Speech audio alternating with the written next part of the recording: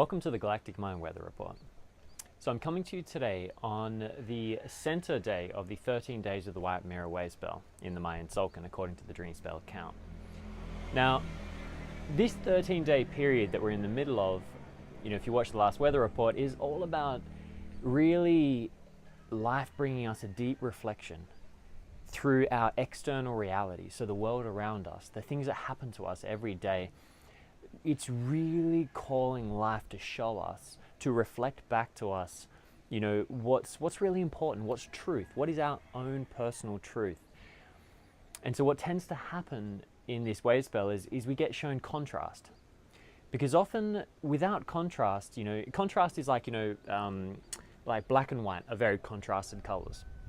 And so when you have that contrast, it allows you to see definition better. It allows you to see, a picture that has high contrast allows you to see the outline of a body against the background. Things pop out when there's good contrast. And so the White Mirror Wave Spell is kind of highlighting these things inside us by creating contrast with the world outside of us. So the outside world reflects back our inside world and creates a contrast that makes it a lot easier, if we're willing to look in the mirror, to identify where those issues are and what's really important to us. What is our own personal truth? So now today is the center, the resonant tone, so it's the 7th day of this 13-day wave spell. And it's known as the yellow resonant seed. So the yellow resonant seed. And whatever archetype falls on this middle point, this 7th day, tells us a lot about what it takes to stay aligned to the original intention of what we're working on. So in this case, the yellow resonant seed is the key, the secret to maintaining our goal of finding our truth and cutting away all that doesn't serve us through observing our reactions, observing our outside world and how we react to it. And when we do that, we begin to target our awareness. And that's what the yellow resonant seed, that's what today's all about. It's about really encouraging us to, when we get triggered by these things that happen in our lives, it's, it really, today it's not harnessing, it's evolving our capacity to really focus our awareness, not on how hurt we feel because of what's happened, or why someone shouldn't have done what they did, or why the world is so unfair, but rather to constantly, whenever we get triggered, to bring ourselves back and fearlessly question, what is the truth in this? What is it that matters to me? Why am I getting triggered? And when you question why you're getting triggered, and if you're honest enough to be able to look into that reflection and brave enough to look into that reflection and target your awareness not on the challenges and why they're unfair or why they hurt, but if you can focus on what that outside challenge, that outside trigger is actually tapping into inside you, you're able to bring your awareness to a deep seed of potential that's inside.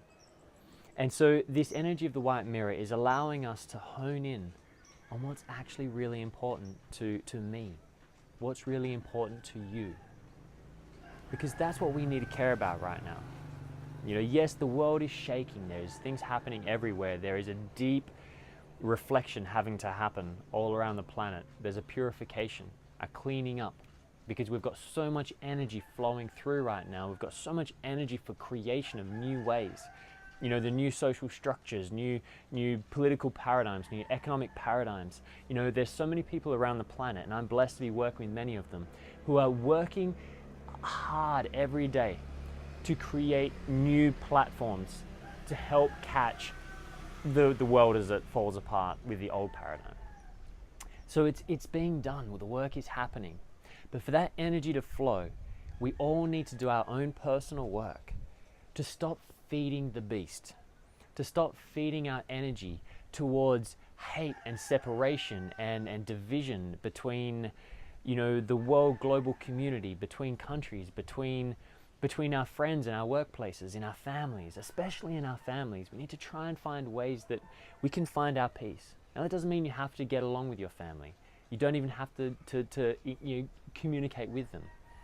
But it's about using your family, using your friends, using your workmates, or your, whatever you're experiencing around you as a mirror, not to help fix them, but to go deeply inside and get very clear on who you are and what's important to you. What is it that you're here for? What is it that makes you thrive?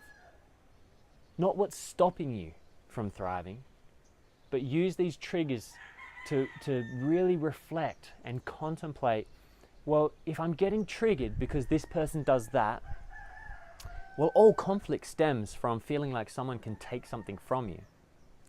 And we get very serious when we feel like someone can take something from us. And we can start fighting them because we feel like they're trying to take something from us. And that's where conflict comes from.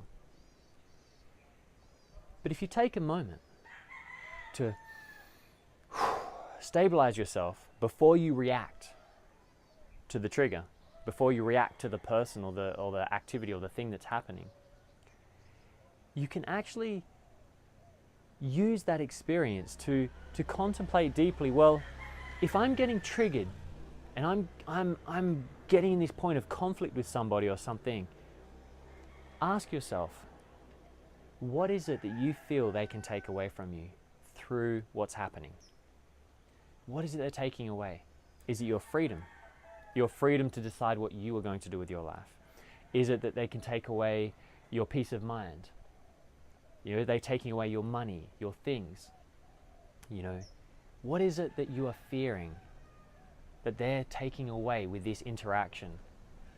And as you start going down that path of questioning, you'll start getting deeper and deeper to the core of the issue that's making you try and close up your heart. And if you can fearlessly go there, you'll start discovering that what you are scared that they can take away may not be as much in their power as you think. And it might actually be within your own mental paradigm and your own mental stories that you have to allow them to do that. And there's no simple answer to this. It's a challenging process, the white mirror, because no one can tell you, I cannot tell you, no one can tell you the answer to this puzzle. But if you take this opportunity to not react and just attack and try and stop someone through force from taking something from you, but instead try and work out what exactly is it at the root core, what are you scared they can take away from you? And when you find out what that is, you might be surprised by how much power you have to change that paradigm without even needing to change them or the world outside of you. But by simply changing your own perception and how you're targeting your awareness on the world around you and inside you. So be gentle with yourself and just try and have as much compassion as you can for your friends and family right now, for the people all around the world, no matter how nasty and cruel they seem. Ignorance is rife, but people are waking up fast. And when people wake up, they come to the surface so quickly, it's a very uncomfortable experience and it can be very scary. So we need to have compassion and patience for the people that are awakening right now and going through this process. And we need to trust. We need to trust in ourselves, and we need to trust in Pachamama and the synchronic order, that all things are flowing in this divine order. And just really try and stop taking it all so seriously. It doesn't mean be reckless, but it means to truly be present in every moment, to experience the sadness and the joys and the bliss every moment, consciously and presently. And don't let yourself get caught in any of them, because that's when the seriousness comes. And seriousness can strangle our energy so quickly. So enjoy this contemplation. Try to find playful ways of breaking out of that madness. And soon the blue monkey is coming in another 7 days, and I'll tune in with a new weather report then. So thanks for watching. Much love.